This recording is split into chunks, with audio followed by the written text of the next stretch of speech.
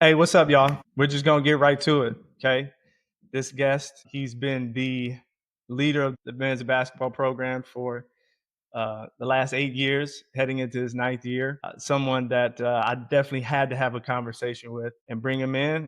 The University of Dayton men's basketball coach, Mr. Anthony Grant. AG, man, how's it going?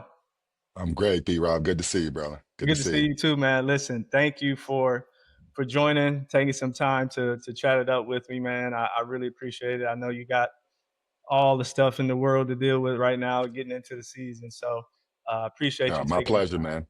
My pleasure. Glad to be with you. Absolutely, absolutely. And so I always want to talk to my guests and dig a little bit about their background. So let's get right to it. Miami, Florida, Miami Senior High School. My first question is, what was it about Dayton, Ohio, that drew a kid from Miami to come up to go to Yeah, school and play ball? yeah. Great question. I think it's probably very similar to your story. I was a kid coming up that had hoop dreams. I wanted to play at the Division I level. I wanted to try to see how far I could take basketball, and got recruited by several schools. And on my visit to Dayton, I was just blown away with the atmosphere in the arena. I got a chance to come up to see Dayton play against DePaul, one of the last regular season games of that season. I think it was the uh, 82 season.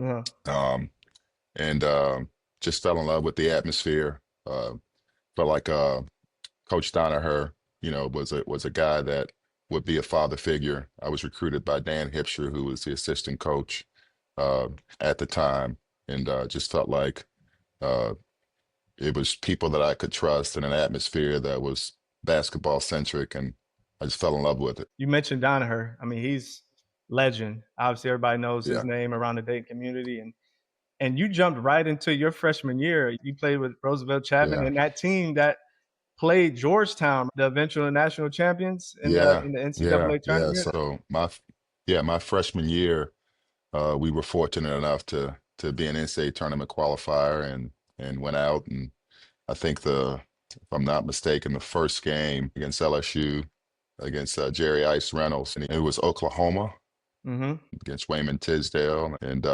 we were able to win that game. Roosevelt Chapman had an unbelievable game, an unbelievable tournament. I think that's the game where he may have had like 40 points. And then we played a Washington team that I believe uh, that left Shrimp, if I'm not mistaken, was Hmm. on that team. And Man, and uh, and then yeah, and then Georgetown with just legends. the legends they had on that team. I mean, they ended up being eventual national champs, and we fell to them in the Elite Eight game. But it was an unbelievable experience for at the time. I think I was uh, 17 years old, Man, coming out of high school, and to get a chance to experience that. I knew I wanted to put myself in a position where I could play in those games as a freshman. I didn't get a chance to play a lot, obviously behind a great player like Roosevelt Chapman. Uh, but yeah, I fell in love with just the whole idea of March Madness yeah. and college basketball and what we had a chance to experience. With Roosevelt, how much did you absorb just watching him day in and day out? That especially that freshman year. Roosevelt was just a captivating figure, just the way he carried himself, the way he talked, just the way he moved.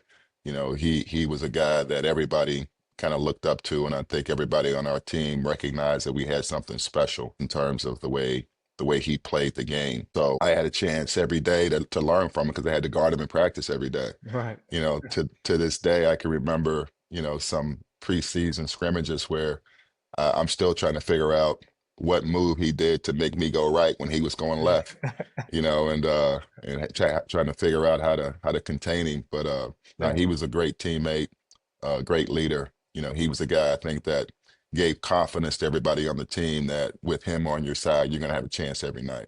That's amazing, to be able to play with legend like him, but against, legends in that NCAA tournament run that freshman year. Yeah. I guess let's move forward a little bit. You finished the UD career, right? For Yeah. MVP that senior season. And then you go back Hmm. home, you start your coaching career at your alma mater, I believe. Miami Yeah. senior, and then you move into the Division I ranks as an assistant coach at Stetson, and then you went to Marshall and you teamed up Yeah. with Billy Donovan. I guess how did that relationship form leading up to Marshall and being on that staff? Yeah, that's a great question. And to be honest with you, coaching was never something that was on my mind as a when I was playing. That's what I was going to Like ask most too. I players, was like, was coaching always in your DNA or? I never really thought about coaching. When I finished playing, I actually went back to Miami and I played a summer of semi-professional basketball with what was called the USBL back then. I saw And that. Yeah. Hmm. yeah, so we had, some really talented guys, a name that some of the old timers may remember, a guy by the name of World B. Free, World Be Free, man. played on Legend, that team. legend, legend. Yeah, yeah, so he was a part of that team. Bobby Wheeler. We had probably had about three or four guys that at the end of that summer went on and played in the NBA. So it was a really talented group. At the end of that summer, I got a call from a local high school coach that said, "Hey, have you ever thought about coaching?" And he said, "I can get you a position at the school, in terms of like teaching, and then I want you to come in and be my JV coach and assistant varsity coach." And I was like, full-time job, making a little money. Sure, I'll try that until, let's see if something comes up maybe overseas or, Mhm. that I can continue to play. Long story short, when I told my high school coach that I was considering it, he said, "Well, the only place, if you want to do that, the only place you're going to do it is here." And so I ended up, going to Miami Senior High School, my alma mater, and I was assistant coach for him. And Shaky Rodriguez, God rest his soul, was, you know, a pivotal man in my life, just in terms of I knew him since the time I was 13 or 14 years old, Mm. and just what he instilled in me and the guys that had a chance to play for him. I'm forever indebted and forever grateful for that. But that's how I started my coaching career, was Wow. as an assistant on his staff, and just fell in love with it. And I looked at it as an opportunity. Coming from Miami, there weren't a whole lot of you didn't see a whole lot of options outside of athletics, or people doing stuff that could get them in trouble, or Yeah. in a bad way, in life. And so I looked at it as a chance to maybe have some of those people from the neighborhood see a different opportunity for themselves, to experience what I had a chance to experience. So if we could get to a point where they could have an opportunity to go to college and see something different than what they saw every day in the neighborhood, I felt like, yeah, that could be pretty cool. And so we were able to do that. We had unbelievable talent at Miami Senior. I think probably the first time that you saw a public high school uh, be ranked in the top five nationally uh, for a good 10-year span. So Hmm. what Shaky was able to build there, I think is legendary. And so through that, met a lot of people. We had some really talented guys during our time there, and a lot of coaches came through Got it. to Yeah. recruit. And Mhm. so I left after my fifth year to take over a head coaching job, another spot in the city. And Billy Donovan was an assistant at Kentucky at the time. He came in to recruit a young man by the name of Alan Edwards. And just people kind of shared with him the relationship I had with a lot of the players there, during my time there. And so we never connected. But then a year later, Dan Hibsher gets the job at Stetson, who recruited me to Dayton and asked me to join him. Mm. And I had to make a decision if I wanted to, stay local in Miami, or get into coaching. And honestly, it was a tough decision, because, you invest in young kids, and it's my first year as a head coach at the high school level. But I decided if I'm ever going to, look at moving to college, this is a great opportunity with someone I know and trust and have a relationship with. And so I did that. A year later, Billy Donovan gets the job at Marshall. And through the connections of people that knew me, that he knew, kind of put us together. And so I was able to join his staff at Marshall, spent 2 years there. And then, when he got the Florida job, went there for 10 as an assistant. So Right. yeah, Right. kind of 6 degrees of separation in this business in terms of, people, the relationships, that you develop over time, and, Right. from from playing to coaching. I think those relationships really made a difference for me. And that goes across the board, no matter what industry, but especially in the coaching profession, the people, the relationships, like you alluded to, that's huge. And so I think everybody knows this, the success that you guys had in Florida, right? Back to back championships, and so at some point you knew you wanted to be the head coach at a D1 school. You get the opportunities moving to VCU and then Alabama, but once you left Florida, what was the biggest takeaway that you wanted to bring with you as you moved into that lead chair? So for me, I think I was 40 years old. I think I just turned 40. I left Florida after the first championship in '06, Okay. right? And the opportunity to coach at VCU came up. And so for me, I knew I wanted to be at a place where I felt like I had an opportunity to win, that was committed to basketball, that if I did my job in terms of recruiting and coaching, that we'd have a chance to be successful. That was important to me. And I felt like VCU offered that. And Okay. and so going there, um, you you teach what you know. And so our style of play at Florida was an up-tempo pressing, running, uh, up-tempo style of play. And so we brought that to VCU, and we were able to have some immediate success. We had some really talented guys that I Mhm. inherited from Coach Capel when he left VCU to take over Oklahoma. And that team was able to go out and, win a championship and get to the NCAA tournament and win a first round game. And so, yeah, kind of put things in motion for us from that time. And then we were able to go and have a pretty good amount of success during the 3-year run there. Moving from VCU to Alabama, and SEC is different, but you were used to that being at Florida, but I know it's a little different as the head guy. Yeah, yes. And that was, somewhat of a different challenge in terms of it was a rebuild, and I think the SEC was going through some changes at that time. And so at Alabama, we were able to kind of put things in place. The first year, obviously, we had to go through some building blocks and kind of change the culture a little bit, try to get, a style of play situated. The second year, we had a little bit more success, a team that came really close to being an NCAA tournament team and, missed it, but ended up making it to the championship game of the NIT. And then you came back the next year and became an NCAA tournament qualifier. And after that, unfortunately, we weren't able to sustain it to the level that we needed to in terms of getting to the NCAA tournament, right? So, Yeah. was there for 6, had a chance, I think, to hopefully make a difference for some of the young people that we had a chance to be around and but weren't able to get to the level that we needed to get to in terms of NCAA tournament participation. So that's part of it. Part of it, right, right. Yeah. So those years go by, and then Billy Donovan, he's ends up getting the job at the Oklahoma City Thunder in 2015. And so a couple questions. You got two new coaches to the NBA, joining a team that at the time was one of the most, if not the most talented teams in the league. You had two of the Mhm. biggest stars in the league at the time in their primes. And Yeah. so I guess take me through those initial conversations on taking over a team like that. Like, man, how are we going to tackle this? Because we all know that the NBA is way different than coaching college. Yeah. College kids, you don't Yeah. get much pushback, but NBA, you get some pushback, especially on that team. Yeah. So to be honest with you, when I joined Billy after Alabama, it was to go to Florida, right? Oh, So I was going to go back to Florida to be an assistant there. And so ah, uh, I don't remember the exact timeline of events, but my kids were still in school. And so we were going to wait till the end of the school year to move to Gainesville. And so when I took the job, I was actually working remotely mm, from Alabama. And I would go, do a home visit or I would go to a tournament.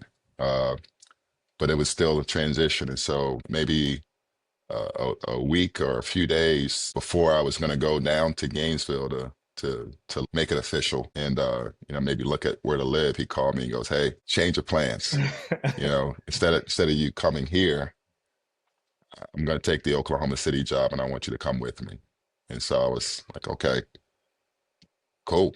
right, right. And so I had known Sam Presti, the GM, from my days prior as a head coach at VCU, he came and saw us play quite a bit. One of our players, Eric Maynor, who I'm sure you Yeah. probably played against. Hmm. Um, he came and saw him a lot. So, and then he came down and saw my teams at Alabama. So I knew Sam, and I knew what he was about in terms of the way he constructed his teams, and had seen Eric play obviously for Oklahoma City. So I was a little bit familiar, with the organization, and I trusted Sam, trusted Billy in terms of their ability to put something together to try to win a championship, and so we were able to hire. Billy did a great job of bringing in a veteran staff, with Right. Mo Cheeks and Monty Williams, Mark Absolutely. Bryant, Darko Rajakovic, who's now the head coach at the Toronto Raptors. We had an unbelievable staff. Yeah. And so really my input was just to go and be a support system where I could, to learn and grow, to understand the NBA game. And so I had a bunch of great people around me to kind of help me do that, right? And Yeah. then and try to contribute where I could, scouting or player development and those things. And as you mentioned, it's a different walk in the NBA, but we had a team that had championship aspirations, and Right. we had two lead guys in KD and Russ that were focused on trying to win a championship, and so they did a great job of accepting Billy, and Billy did a great job of coming in and relying on the uh, front office, relying on the veteran coaches that he had to figure out how to navigate that space. And we ended up having a really good year that Hmm. first year, making it to the Western Conference Finals, and obviously ended up losing in 7 games to Golden State. That was the year that Cleveland and LeBron ended up winning it. Hmm. But it was a great run. And then the second year, obviously KD makes the move to Golden State, and then you see Russell emerge and just really take that team over, uh, and Yeah. become the MVP, breaks Oscar Robertson's record. So, Yeah. you got a chance to see that, and to be around. As you know, Brian, I think, you got the most talented guys in the world with the highest basketball IQ in the world, and to see that in action, and to see what those guys are capable of doing on a night in and night out basis. I think sometimes people can look at the games and don't really understand how difficult it is to do what you had a chance to do, and what those guys at that level do. They make the very difficult look easy on certain times, and so it was great just having a chance to witness and experience that. Right. No, I have ties to that coaching staff that you brought up. You mentioned Monty Williams.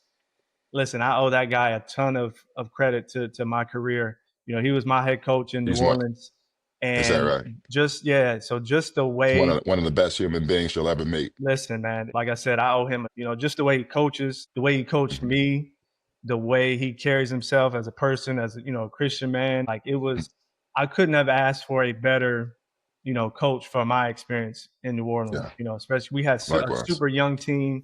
We were the complete opposite of OKC. And so just how he went about things, and just how he carries himself. I know he garnered a lot of respect from that roster at OKC. Man of character, and he knows the game Yeah. like no other. Obviously, former player, played in the league, and great career himself. So yeah, Yeah. so it was fortunate, man. We had a great staff, and being around, just some great people. I had a blast doing that. I believe if we're talking about the same year, like you said, you guys played Golden State. That was the year they went 73-9. And I ended up getting traded out to Portland that year, and we played Golden State in the Western Conference semifinals before they you guys. Because Okay. that's the year that you guys were up 3-1, right? Yeah. Yeah, yeah, yeah, yeah. That was my only chance to, be around the playoff atmosphere. I mean, my goodness, playing in Yeah. Oracle and then in Portland's arena during the hmm playoffs, it's hmm two Oh of yeah. the craziest fan bases, and OKC, another one. But I remember that series, man. And I'm like, this is a whole different level. The intensity and just Hundred the percent. feel Hundred going percent. into those games. I'm like, oh yeah, this is real. The Yeah. highest level guys playing with stuff on the line. Like there's Yeah. nothing. There's Yeah. The playoffs take it to a different level, and yeah. people don't understand how in the playoffs, the other team, the adjustments that you make, they can dictate who can be on the court. For at certain times 100%. because it's so strategic in terms of what you got to be prepared for. And the first couple of games you're trying to figure it out, and then by game 3 or 4, it's like, okay, we are who we are, Yeah, and the best team's going to win. for sure. You know, 100%. Just going back to that OKC, another person on the staff was a UD connector as well, Billy Schmidt. yeah, And so he was my assistant coach my 4 years at Dayton.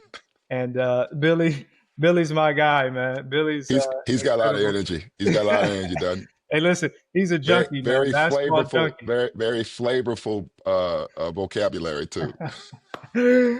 Oh man, he wasn't my coach per se, but yeah, going in his office, boy, you know you gonna Yeah, hear some stuff. he loves the game. He loves the game. F as well. Dad and Yeah, Diet Coke. So, uh, yeah, nah, that's pretty cool. But just one more thing about Billy Donovan, you were able to be at his ceremony, and you ran into one of my brothers, Nick Stafford. He's my teammate at UD, and he was able to yeah. speak with you a little bit. With that, would you say Billy Donovan has had the biggest influence on your coaching career? Yeah, I'd say between Billy, like I mentioned, my high school coach, Yeah, I've been fortunate, Brian, just, between the guys that I played for, and Shaky Rodriguez and Don Donaher here, and then people I got a chance to be around. Dan Hipsher gave me an opportunity, and then being with Billy Donovan and just everything, just in terms of just the understanding of the game, on both sides of the ball. Just Billy poured into all of us as assistants in terms of from day one his thing was, I want all of you guys to become head coaches one day because that's what Coach Pitino embedded in him. When he played for him and he was assistant coach with Coach Pitino at Kentucky, and so he had us all thinking like that. Like he wanted us to think like head coaches. So yeah, so I've been fortunate, man. Just been around just a variety of right. really talented people, and so Billy's, not only from a basketball standpoint, but just a dear friend. Yeah. Like we've been through stuff on the court, off the court, in our personal lives, where he's someone that's been there for me, at the highest of highs and at the lowest of lows. So it's bigger than basketball, Right. when it comes to our relationship. That's awesome. So I guess transitioning now, OKC and then Dayton calls, right? Did you ever envision being the head coach there at the University of Dayton? Yeah, so when I was at Florida, I don't remember what year, but trying to remember who was the head coach then. At Dayton? I think Was it Brian it would Gregory? have been in the early 2000s, maybe. Hey, listen, that's my era. I think it may have been when Oliver left. I think it may have been when Oliver left. What, you played for Brian the whole time? The whole time. His first year at Okay, Dayton was the year before I got there, 2003. okay. So yeah, it probably would have been right around that time, maybe a year or two before I took over at VCU. And so it was on my radar then. Okay. Obviously, it didn't work out. And to be honest with you, I always, it's my alma mater, so I always followed from a distance. Mhm. And they made the run to the Elite Eight with Archie Yeah, and played 2014. in Yeah. Memphis. Hmm. Yeah, so I went down to Memphis. They were playing Florida, and Oh, that's so right. Yeah. Yeah. Yeah. saw those two games there, Yeah. and so was really proud of just what was going on here, but not really thinking, hey, an opportunity would present itself. So, obviously when it did, kind of took me by surprise, when I got the call from Neil, because I was, in the NBA, I was really enjoying doing what I was doing. And so, when the opportunity presented itself, my whole thing was, hey, if you feel like I can be an asset, and a help, then of course, Yeah. it was for me, probably the only thing I would have left the situation I was in at OKC to do. And just thinking about it, OKC is similar to UD as far as just the passion, being Hmm. the only show in Good town in a comparison. way, the Yeah, type of energy that's at every game. And they expect to win, make the playoffs and go far. And UD, NCAA is the goal every year. I think that's a great analogy, and Yeah, obviously having played here and being familiar with it, this is one of the most passionate fan bases in the country. And the way it's supported here, is a big reason why for me, as I said, I don't know that there'd be another situation that I would have left the NBA and what we had in OKC for. And your tenure, like I've alluded to that before you jumped on, this is your ninth year. The success that you've had through these years, injury plagued seasons, this whole new NIL era, even the COVID era. I gotta ask you, and be honest with me. I know we have to move past, but do you really think, like deep down, that there would have been at least a Final Four banner hanging up during that 2020 season? I know you um, focus on the present. Brian, you as a player, you know this. You know anything can happen on any given day, True, especially true, with college basketball. It's not like the NBA, like you have a series. right. Uh, I felt like we had a team that was capable of competing for it all. But you never know. You have a bad shooting night, or somebody wakes up not feeling well on a Yeah, given Saturday, and on it a comes given down to random weekend. matchups too. Comes down to matchups. Yeah, and so I would have certainly have loved to see that thing all the way through. Uh, Yeah, but we're not the only team that probably felt like they had a team capable of doing that. So yeah. yeah, so I don't really spend a whole lot of I time, know, I dwelling know. on it. It's something that, I'm a person that believes you find stuff that you can be grateful for in every experience, right? And For so sure, for we sure. had we got 31 games under our belt, and it was a great run, a great year. You hurt for the guys that didn't get a chance to finish it, that were part of that group. I got you. I had to ask, and everybody's going to talk about it forever. But moving on to, I guess, to see all the NBAers that came back this summer, just to kind of move forward a little bit, and to play with the current team. For Yeah, me, that just made me just super proud as an alum. I yeah, remember me coming back, and I was kind of the lone wolf, for a long yeah, time. And we yeah, had Chris Johnson and Chris Wright, kind of yeah, follow a little bit after me. But to see how the program is penetrating the league, it's just a credit to you and the staff as far as being able to evaluate, but then also the development. Talking about the current team, there's going to need to be a bit of development, with all the new faces and just everybody being so new. Let me ask, what's the key from your perspective to get guys to buy in and to gel? Is it you guys lock in on who you want to get at in the portal? yeah. So let me start by saying, Ryan, I gotta applaud you because from day one. Um, since I've been here, you've always come back and shown your face in the gym and been available to talk to our guys and for them to be able to see what you did, and the legacy that you left. We talk a lot about that in terms of the vision that we want our guys to have and Mm-hmm. what they have a chance to be a part of being at Dayton and what came before them.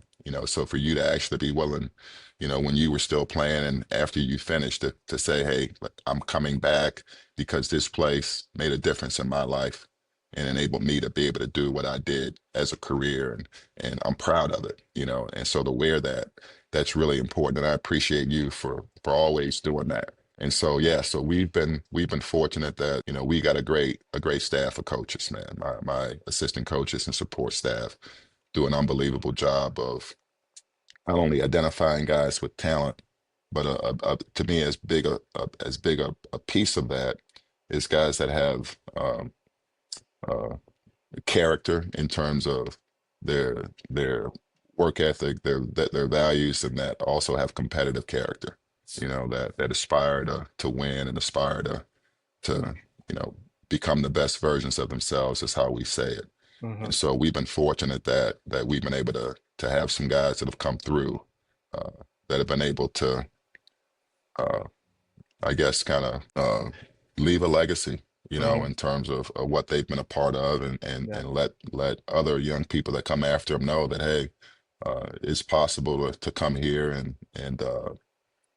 compete at the highest level. It's possible to come here and make it to the next level in terms of your individual goals and aspirations. And so we try to set a standard that we want our guys to play to. And some years you get it right, or you get closer to that goal, and some years you don't. Whether it be injuries, you had other things, obstacles that kind of got in the way. But the goal here will never change in terms of what we aspire to do as a team, in terms of putting ourselves in position where we can play for championships and advance in the NCAA tournament. So that's the goal every year. So as we try to put teams together, Obviously the landscape has changed now Yeah. in terms of, the NIL, the transfer portal, the agent involvement, eligibility, and a lot of different things that have kind of really fundamentally changed the way college athletics is done simply as 4 or 5 years ago. So what these young people right now are navigating through is it's a completely different world, and we have to keep going. Yeah. And so, as a coach, uh, you pivot and you navigate for where you are, but some things remain consistent in terms of what we value, right? Yeah. And the way that it's done at Dayton, right? Like this is a different type of community, being a private school that prides itself on high academics, right? A place that basketball is the front porch, so to speak, to not only a university, but to the community Hmm. and what it means to everybody here. You know, I feel like we have an obligation to make sure we bring in young men that represent us, that represent the university community and represents the city of Dayton as a whole, the way that it deserves to be represented. And so we try to make sure we get that right, Yeah. as well as bring in some guys that, can make that scoreboard be in Yeah, our yeah, yeah, favor. yeah. They got to be You able to put know, that ball in the basket a little bit too. Now, yeah, that's yeah, one thing, but yeah, that's great, and hopefully that will continue. Just a couple more things before I let you go. I appreciate your time again, Coach. yeah. We saw a little bit of the preview with the exhibition games the other night. You had BG. Um, Obviously, is without Adam. Obviously there was a level of excitement, with him and what he could bring to the team with the guys and the staff. How have you pivoted knowing that he's going to be out for, an undetermined amount of time? Yeah, so first and foremost, you want to support the young man. All For right. sure. Yeah. So Adam's been with us, from in the summer, and he's been nothing but a great teammate, really hard worker, and has shown himself to be, someone that's really fit well into this culture, into the environment that we're trying to create. And so obviously you're disappointed for him, in terms of the things that he can control and the things that we can control from today moving forward. Yeah. We're going to support him. He's a part of our group, and we'll see at the end of the day, where it plays out. But right now he's practicing, he's in school, he's doing everything to prepare himself Yeah. to be ready to go. And so, it's like you alluded earlier that, we've been through years where, we've had injuries, and multiple injuries. And so next man up, and so, I think one of the things that we've tried to do is have guys that have versatility, that can play multiple positions and do multiple things. And then the style of play allows them to be able to utilize those skills and those strengths. So, Sure. for us, it's, a next man up opportunity for the next guy to maybe come in and maybe have a bigger role than maybe they would have had. Yeah. Uh, and so it's that's a part of it. As you know, sometimes you can't control certain things, whether it's injuries or availability. And so we Yeah. try to control what we can control and move Right. forward. Yeah, and I hope everything gets cleared up, for his sake. So we'll be thinking about that as well. But just going back to the Penn State game, obviously the results of those games aren't really the main concern. More importantly, that game is dedicated to Jay's Light Foundation. That's grown from one game to a town hall to other events, and now there's going to be other games and things Yeah. across the country now. Just touch on the support that you and Chris have gotten from not just the Dayton community, but also, nationwide. Yeah, obviously it's something that's very near and dear to us, because of our loss. So it really started, the spark was right here in Dayton, Yeah. and really if you were to narrow it down, on campus here with Neil and Dr. Spina, and uh and then people here locally at Dayton Children's Hospital and the Care Source partnering with us to try to make a difference, in that space of mental health and suicide prevention. And so the idea of, doing a town hall and sharing our story, and then, raising funds to kind of help uh, people in this community throughout the state of Ohio that are doing great work in this space, like the Ohio Suicide Prevention Foundation, a way to support their organizations to maybe have what we experience not happen to someone else's family. right? So that they had the resources that they needed in case they ever found themselves or someone they loved in a situation where they were going through a mental health crisis. And so that was the genesis of it. Hmm. And you're right. So through what we were able to do um, that first year that we held the town hall and had the game, and then CareSource was able to really have the vision to take it to other communities that they serviced and say, oh, hey, we could do this at other places, right? And so last year, I think they were able to do it. Um, maybe in I think in Arkansas and maybe one other place. And then this year it's kind of expanded to where there will be 5 games around mental health awareness. And so, for us, it's about just spreading that word and spreading that awareness because it's obviously impacted us here. Personally, it's impacted our community, the state, but it's a national thing, right? And Hmm. so to me, the more you can get that word out in terms of, people understanding that we all go through stuff. It's okay not to be okay, that there are resources out there that can help you or someone that you care about when you're going through a crisis and trying to break some of the stigmas around, mental health. I think, as you know, the NBA does a great job of providing resources around player mental health, and that's something I think it collegiately hasn't necessarily always been on the forefront. But I think here of late, you're starting to see more and more resources being poured into that, and so um, yeah, so if Yeah. for us, it's a way to take something that it's obviously extremely painful, and will be with us for the rest of our lives, and try to bring some purpose to it, and hopefully make a difference. It's been great to see how it's grown. You and your wife have shown great strength and courage bringing this awareness through Jada. Appreciate it. And so, I definitely commend you. And like you said, if you can help one, that's the difference. But yeah, listen, I appreciate your time, Coach. I know you're busy. Yeah, One last thing before you go, though, we yeah, mentioned, having guys in the league and consistently putting pros in there. Um, it seems to be a lot of big guys. Listen, if we can get 6'4" another guy up there. Listen, I know a yeah, guy man. who could come You got up any and maybe eligibility? Can't. help mentor, help coach, help guys. In certain ways. I think I know a guy, but we can talk about that offline. We can talk about that Hey, offline. man, we'd love to have that conversation. We'd love to have But that conversation. but no, again, I very much appreciate the time you've and what you've done for the program and everything. All the best this season, and we'll be talking soon, man. Appreciate you too, B-Rob.